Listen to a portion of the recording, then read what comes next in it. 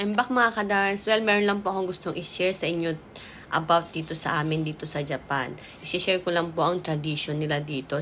Well, unahin po natin ang tradition about sa kanilang bahay, sa kanilang house. Ipapakita ko lang po kung ano po ang dati nilang house. Pero ngayon, wala pa rin man pong pinagkaiba. So, makikita nyo na po dyan sa taas. Yan po ang tradition house nila dito.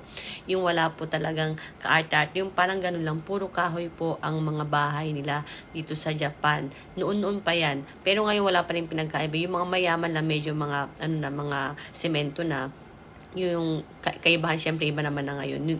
Pero yung unang kapanahunan nila at hanggang ngayon meron pa rin na mga ganyang katulad na bahay na ganyan, ay hindi pa rin po nagbabago. Sila po, ang bahay po nila ay puro kahoy lang. So, makikita nyo rin po nila, sa loob naman ng bahay nila, ang mga Japanese ay hindi po uso ang bed. Yung double bed, queen bed, hindi po uso yan. Futong po ang tawag dun ang tawag sa futong po ang tawag dyan. Yung parang maliit lang na kutsyon, tapos sa sahig po sila nahihiga. Yun po ang kanilang bed nila dito. Hindi po uso ang mga malalaking tulad sa Pinas, tulad sa Amerika, di ba gaganda ng mga bongga ang mga bed. Sa Japanese, hindi talaga. Ganun lang talaga yung parang style mahirap lang sa Pinas. Parang ganun lang talaga. So makikita yun naman ang loob din ng kandang dyan. Papakita ko rin po ang table nila. Tingnan nyo ang table nila, ang tradition ng table nila ay sa sahig. Napakaliit lang na table, ganyan lang po siya. Tapos uupo ka lang. Tapos ang upo mo ay pag meron din pong proper way ng pag-upo ng Japanese. Sa susunod, sa next natin, ipapakita ko sa inyo yun. Pero talaga hindi rin uso ang table na matataas na nakaganito. Hindi rin po yung uso yun. Parang unang kapanahunan. At hanggang ngayon ay yung pa rin po ang nila. Depende na lang po sa mayamang mga Japanese. Siyempre iba na ang lifestyle nila, iba na rin ang ginagawa. So, yan nga po, diba? Ang bed, pati ang talagang, alam niyo yung parang sa atin, parang unang kapanahunan ng Pinas, ganun pa rin po.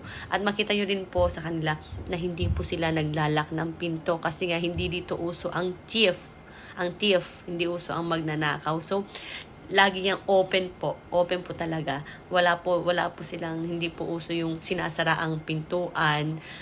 Open lang siya. Dahil wala talaga magtatangka pumasok sa mga bahay-bahay dito pag hindi nila kakilala ang tao, kakatok muna. Hindi nila yung nilalak, wala pong lock dito. Yung parang igaganon mo, i-slide mo lang yung bahay nila, ay makakapasok ka na ganun po.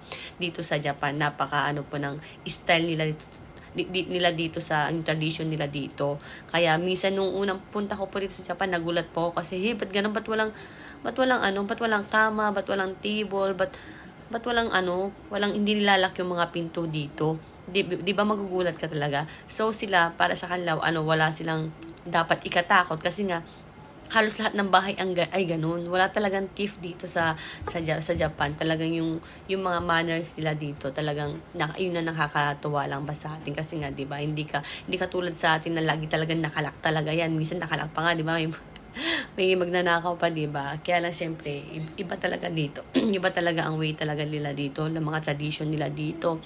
Talagang hindi pabonggahan ng bahay. Hindi talaga, magugulat ka na lang. Iba lang sa apartment, iba lang din talaga yung style doon sa pagdating sa apartment. Pero kung sa tradition na bahay talaga, ganito po ang makikita ninyo. Talagang yung parang mahirap siyang tignan, pero ganyan talaga ang pamumuhay dito. Yung ganun talaga ang tradition ng house nila dito. Hindi nila nakita, ay ang hirap naman maganyan yung bahay. Wala pong ganun dito sa Japan. So, di ba, pinakita ko na sa inyo. So, next naman po tayo yung mga mano nilang iba tungkol sa mga pag-sit, di ba? Ang dami po dito talagang maia-adjust ka. So, pinakita ko lang po yung una natin dito, yung tradition nila na bahay, na house, na ganyan lang po talaga kasimple. Hindi po pabonggahan, di ba? So, thank you for watching.